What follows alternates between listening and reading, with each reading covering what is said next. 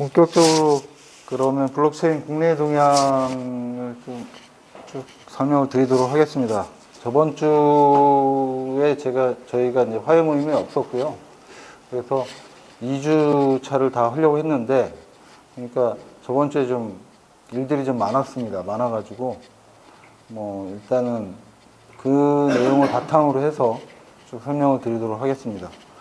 변화들이 있었던 게 이제 미 연준에서 금리 인상을 했습니다. 이게 이제 0.25에서 0.5였던 거를 0.5에서 0.75로 0.25 정도로 상승을 하면서 전 세계 시장에 이제 좀 원래부터 한다 했던 것들을 한 거지만 그래도 이거에 의해서 이제 여러 가지 영향들이 받았습니다. 특히나 이제 비트코인 같은 경우에는 더 큰 영향을 받았고요.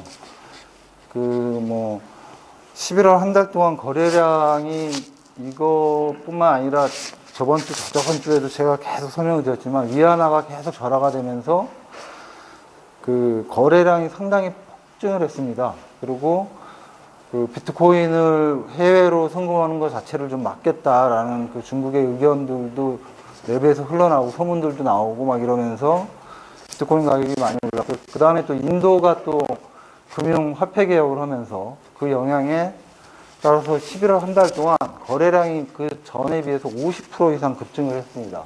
11월 달에. 12월 달은 아직 집계가 안 됐지만 그보다 더 늘어날 것으로 예상이 되고 있고요.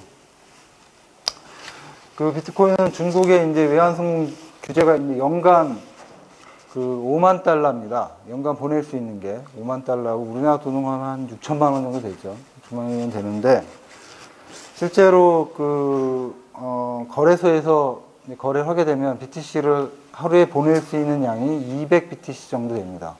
200BTC를 보낼 수 있기 때문에 그 한도면은 1억 지금 따지면 1억 8천이 넘죠.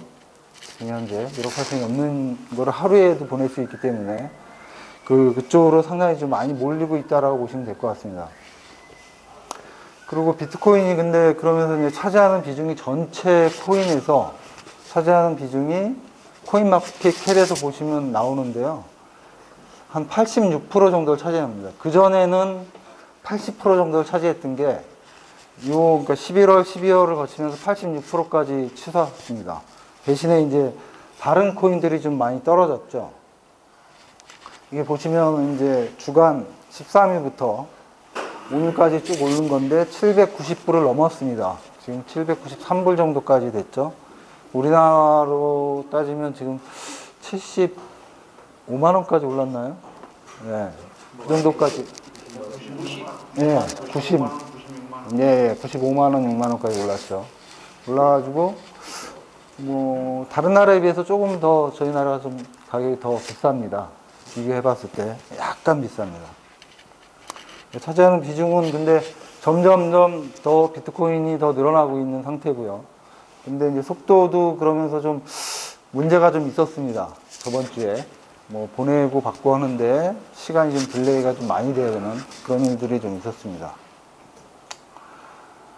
그 다음에 이제 요거는 저희 나라 얘기인데요. 이제 언론에도 보도가 됐었는데 정부랑 이제 산업계랑 해서 이제 정부에서는 정확한 워딩을 이제 디지털 화폐라고 얘기합니다. 가상화폐나 암호화폐라고 얘기하지 않고 디지털 화폐라고 하고 TF 3차 회의가 진행이 됐습니다. 저희도 참석을 했고요.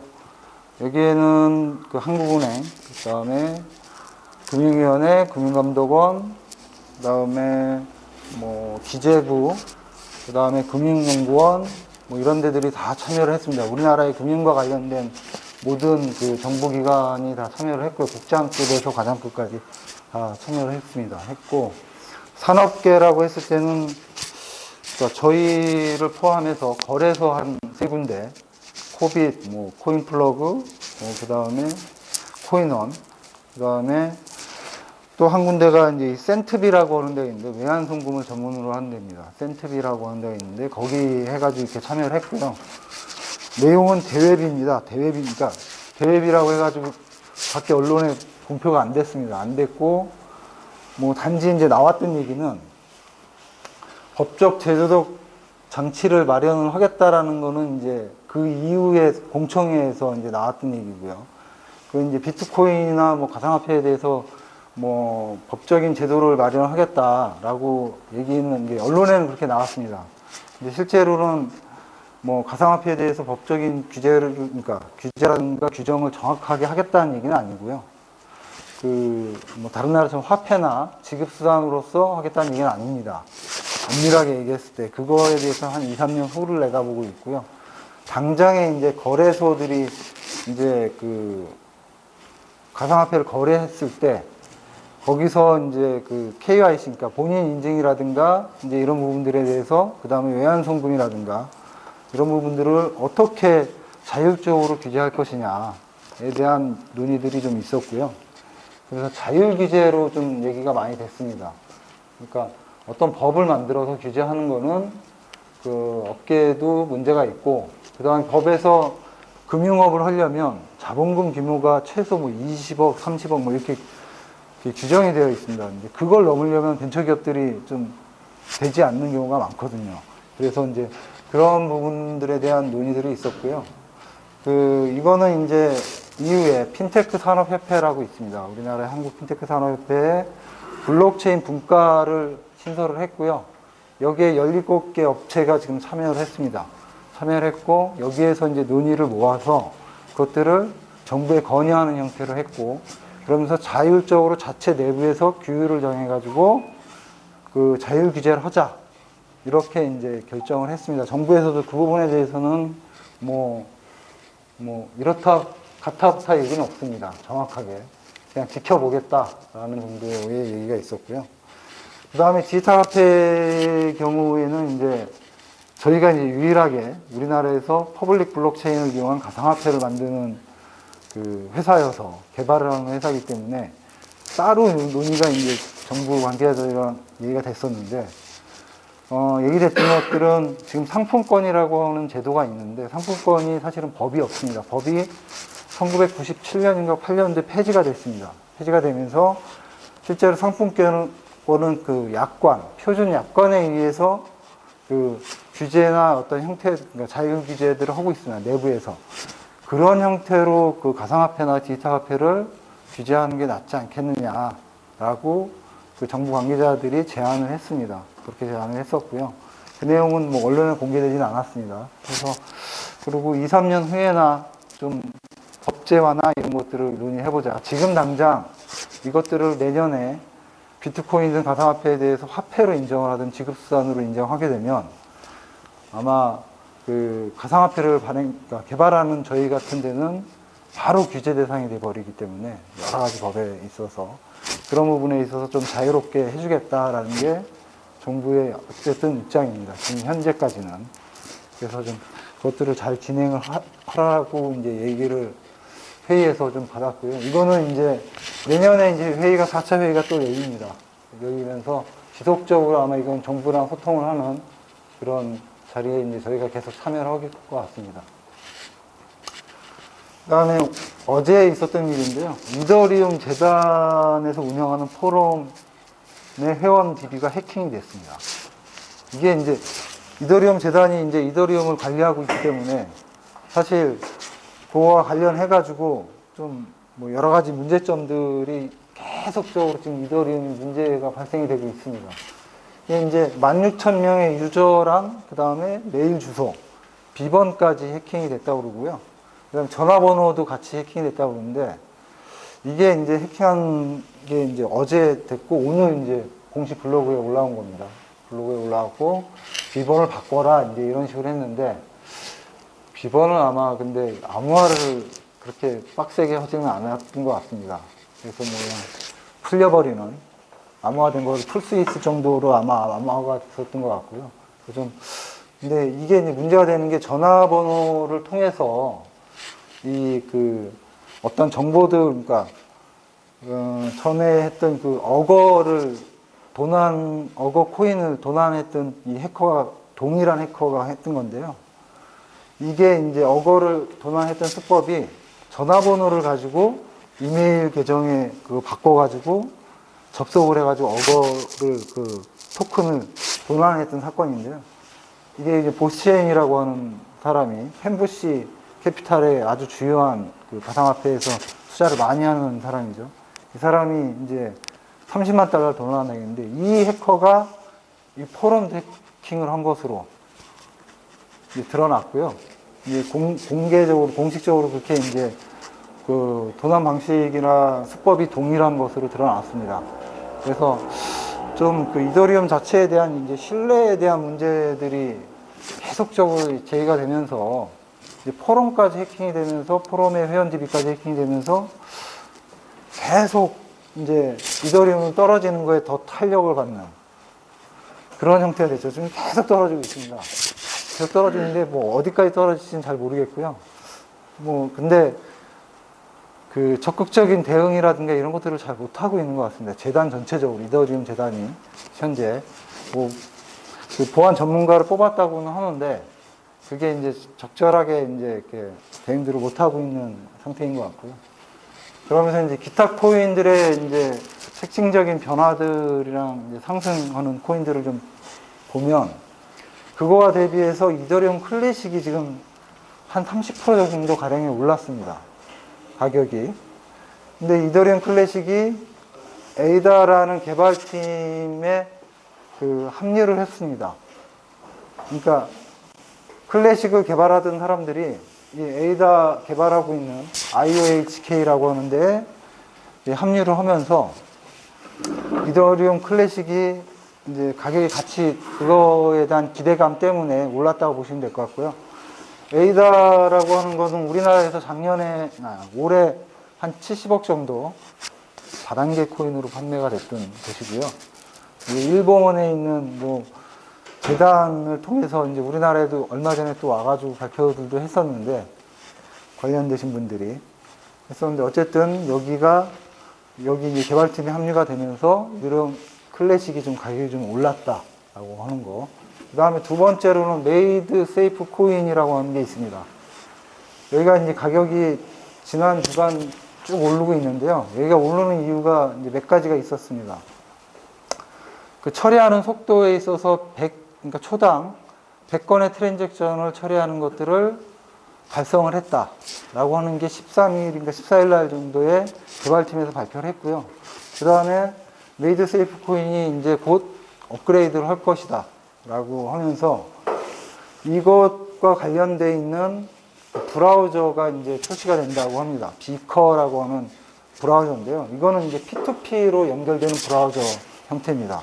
그래서 그 웹서버에 접속하는 게 아니고 이 브라우저 이제 그 화면인데요. 개발자고 그 웹서버가 없이 각각이 다 피어가 다 그 어떤 파일들을 저장을 하고 있으면서 그것들을 모아서 브라우저로 보여주는 형태입니다.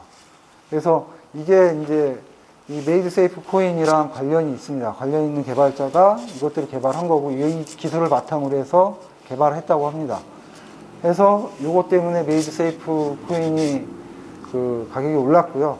근데 아직 출시된 건 아닙니다. 출시가 임박했다라고 하는 것 때문에 오르고 있는 겁니다. 그래서 이 두 가지 코인이 저번 주에 좀 주목을 좀 받았습니다.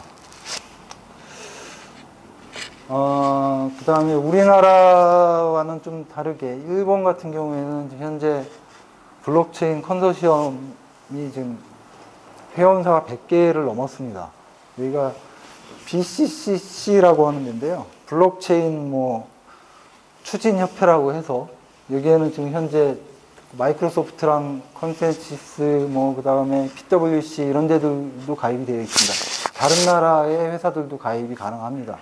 그래서 여기 이제 지금 100개 정도가 돌파를 했고요. 이제 이렇게 되는 것들은 일본이 이제 내년 3월부터 비트코인과 가상화폐에 대한 소비세를 받지 않겠다고 했기 때문에 그게 이제 화폐로 인정된 건 아닌데 지급수단 정도로 인정이 된 겁니다. 화폐 수준은 아니고요. 소비세만 이제 세금에서 감면해주는 정도인데 그것 때문에 사실은 지금 현재 일본이 상당히 많은 그 블록체인 관련된 업체들이 생겨나고 있고 지금 상당히 많은 개발들이 되고 있습니다. 되고 있으면서 그런 요인 중에 또 하나의 요인은 그 일본이 신용카드 사용 이 상당히 적습니다. 현금의 사용률이 높고 신용카드가 15%밖에 안 됩니다. 그래서 그거를 이제 뛰어넘으려고 하는 것 같습니다. 일본 전체적으로 금융에서 보면 그걸 신용카드를 넘어서 블록체인으로 해서 금융을 재편하려고 하는 모습이라고 생각이 되고요. 근데 여기가 이게 이제 뭐 어떤 모습이냐면 블록체인 대학이라는 거를 7월부터 이제 수강생을 모집을 해가지고 지금 현재 3기 수강생을 모집을 하고 있습니다. 모집을 하고 있으면서 지속적으로 인력들을 배출을 하고 있습니다. 인력들을 배출하고 있고 현재 뭐 강연이나 이런 것들을 일본 내에서 가장 활발하게 지금 활동들을 전개하고 있는 단체입니다. BCCC라고 해가지고 어쨌든 여기가 이제 일본에서는 핵심적인 컨소시엄을 형성할 것 같고요. 저희 나라는 얼마 전에 이제 금융사들이 은행권 중심으로 한 13개 정도가 컨소시엄을 형성을 했고, 그 다음에 증권과 보험 쪽이 한 20개 정도 되는 회사들이 그 컨소시엄을 12월 초에 형성을 했죠. 그래서 우리나라는 일본에 비해서는 한 1년 이상 늦는 거라고 보시면 될 것 같습니다. 발전하는 속도가. 그 다음에 프랑스 중앙은행에서 이번에 최초로 블록체인 테스트를 실시했다고 합니다. 이게 이제 뭐 디지털 화폐, 그러니까 가상화폐에 대한 그 테스트가 아니고요. 블록체인 기술을 이용해가지고 단일 유로 지역이라고 하는 그 유로화로 그 묶여있는 지역에서의 신용 식별자 관리라고 하는데요. 이 우리나라 말로 이제 해석을 뭐 어쨌든 KYC랑 비슷한 겁니다. 유로 지역의 KYC라고 보시면 될 것 같고요. 그걸 관리하는 툴에 대한 POC를 실시를 했고요. 그건 중앙은행 차원에서 실시를 했고, 여기에 이제 참여했던 게 스타트업이었던 라보 블록체인이라고 하는 파리에 있는 라보 블록체인이라고 하는 회사가 참여를 했고요. 그 다음에 프랑스 은행들이 테스트에 같이 참여를 했는데, 밝히지는 않았습니다. 어떤 은행이 참여를 했다라고 하는 거에 대해서 직접적으로 밝히지는 않았고, POC 정도로 해서 지금 현재 이것들을 진행을 했고요. 이제 이렇게 되면 단일 유로화 지역 전체이기 때문에 유로화를 쓰는 유럽 전체를 대상으로 아마 진행을 할 것이라고 생각이 됩니다. 그래서 어쨌든 이걸 이제 중앙은행에서 했다고 하는 거에 이제 의미가 있는 거고요. POC가 뭐예요? 개념 증명이라고요. 프로프 오브 컨셉이라고 해서 개념 증명을 한 겁니다. 테스트죠, 그냥. 한번 이렇게 돌려본 겁니다. 이게 가능한지, 잘 돌아가는지에 대해서. 내부 테스트라고 보시면 될 것 같습니다. 그래서 이제 유럽 쪽에서도 이제 이렇게 이제 중앙은행들이 이제 뭐 여러 군데들이 참여를 하고, 영란은행도 이미 뭐 지금 하고 있고, 물론 이제 유로에서 이제 떨어져 나가기로 했지만, 어쨌든 영란은행도 중앙은행 차원에서 지금 현재 추진을 하고 있고요. 각각의 나라들이, 러시아도 이제 추진을 하고 있고, 이제 그런 상태입니다. 유럽 전체적으로 보면. 그 다음에 이제 하나 더 추가로 말씀드릴 거는 남경필, 우리나라인데요. 남경필 경기지사가 신당을 창당을 한다고 하면서 블록체인 기술을 도입하겠다고 지금 계속 언론에서 인터뷰를 많이 하고 있습니다. 오늘 인터뷰에서도 그 신당의 블록체인 시스템을 도입해가지고 공천권까지 블록체인 시스템으로 해서 공천권을 주겠다. 그런 시스템을 도입을 하겠다까지 얘기를 했습니다. 그러니까 뭐 공천을 그런 식으로 이제 하겠다는 거예요. 지역별로 이제 모여있는 사람들이 투표를 해서 수기하고 투표해서 공천권까지 주는 것까지 뭐 블록체인으로 해서 돌리겠다라고 얘기를 했고요. 이제 뭐 얘기는 언론에는 이제 대의민주제와 직접민주제를 어느 정도 이렇게 절충적으로 결합한 형태의 수기민주제를 구현하겠다라고 얘기했습니다. 그리고 내년 1월에 이제 발기인대를 갖겠다고 했고요. 주요 이 정당이 할 일은 첫 번째로 할 일이 뭐 일자리 창출, 그 다음에 공유와 협치로서 연정을 뭐 추구하겠다라고 이제 그렇게 얘기를 하고 있습니다. 이것들을 이제 하기 위해서 신당에 이제 블록체인 시스템을 도입을 하겠다라고 이제 우리나라에서 최초로 이제 공식 이제 그 대선 주자 중에서는 공식적으로 이거를 자기 아젠다로 이제 딱 취한 거라고 보면 될 것 같습니다. 그래서 남경필 지사가 그래도 좀 이런 부분에서 좀 앞서가는 것 같다라는 생각이 듭니다. 그 다음에 네, 그렇습니다. 그 다음에 세계적으로 지금 OECD에서, 이건 이제 세계경제포럼 도표고요. OECD에서 2030년도에 세계에 영향을 미칠 10대 기술에 블록체인 기술이 들어갔고, 그 다음에 VM웨어라고 하는 소프트웨어 이제 개발, 가상 머신을 개발하는 소프트웨어를 개발하는 데서 2017년도 IT 전망을 내놨는데, 10대 전망을 내놨는데, 그 중에도 블록체인 기술이 포함이 됐습니다. 또한 세계경제 포럼에서 선정한 7대 기술을 선정을 했었는데요. 여기에 이제 블록체인 기술이 들어가 있습니다. 여러 가지 7대 기술 중에 쭉 이렇게 이제 들어가 있는데, 빅데이터도 있고, IoT도 있고, 디지털 헬스, 그러니까 디지털 헬스라고 하는 부분도 있고, 여러 가지 부분들이 있는데, 이 중에 중요한 게 뭐냐면, 블록체인이 이 스토리지, 액세스 이 부분 빼고, 나머지 부분에 전부 다 기반 기술로 블록체인이 포함이 되어 있는 겁니다. 그래서 사실은 이 블록체인이 상당히 중요한 위치에 있는 기술이다라고 보시면 될 것 같습니다. IoT든 빅데이터든 여러 가지 부분에서의 7대 선정한 것 중에 5개와 관련이 있습니다.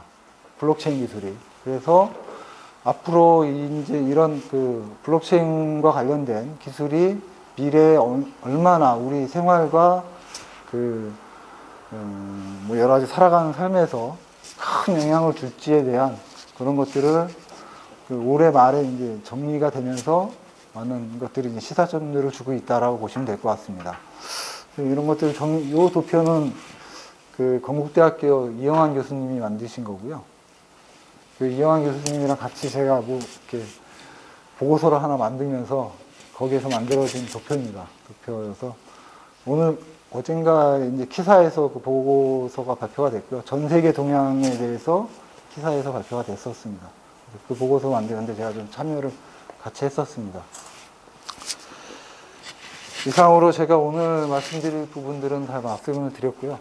제가 딱 한 30분 정도 진행을 했습니다. 오늘 이상 이것으로 마치도록 하겠습니다. 감사합니다.